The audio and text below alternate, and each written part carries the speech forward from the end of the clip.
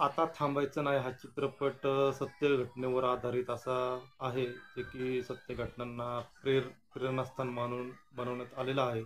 तर चित्रपट BMC वर आधारित आहे, जे मुंबई महानगरपालिका आहे, तर तिथले जे सफाई कामगार आहेत, तर त्यांचा संघर्ष यामध्ये दाखवण्यात आलेला आहे. तर 2016 सालची घटना म्हणजे चित्रित करण्यात आलेली आहे, की जो आता त्याच्यामध्ये त्यांनी एखादा पगार दाखवला, जो की पाणी पुरवठ्याचा जो चतुर्थ श्रेणीतला कामगार असतो, की सिद्धार्थ जाधवने याच्यामध्ये जी भूमिका वठवलेली आहे. तर साधारण 9 ते 10 हजाराच्या आसपास पगार आहे असं त्यात दाखवलेलं आहे. तर माझ्या माहितीप्रमाणे आताच्या 2025 चालू आहे, जे चतुर्थ श्रेणी वगैरे कामगार आहेत, तर त्यांना पगार भरपूर असतो. पण आता ते 2016चं जे आता वातावरण असतं त्यावेळेस, तर तेवढंच एक मला जरा खटाकला.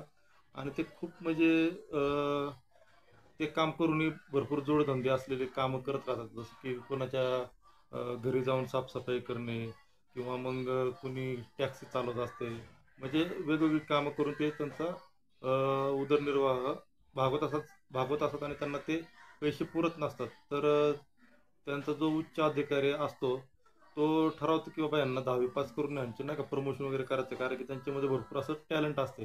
तर चित्रपटातील कलाकारांचा अभिनय तुम्हाला आहे ना, म्हणजे कुठल्याच कमी वाटणार नाही. इतके भूमिका जबरदस्त वठवल्या गेलेल्या आहेत. आणि चित्रपटाचं जे टायटल, जे थीम सॉन्ग आहे, आता थांबायचं नाही, तर मी कुठलं तरी आपलं टीजर वगैरे बघते नाही का, ते धावत असताना ते तेवढंच बघितलं होतं. आणि त्या वेळेसपासून माझी आहे ना, पाहायची अशी उत्कंठा अशी खूप वाढलेली होती.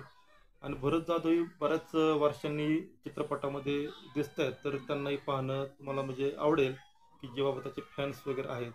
तर चित्रपट तुम्हाला कुठेच निराश करणार नाही. सुरुवातीपासून शेवटपर्यंत आहे ना, म्हणजे कॉमेडी सीन्स पण आहेत, पण मला तर जास्त असं हुंदके येत होते रडण्याचे.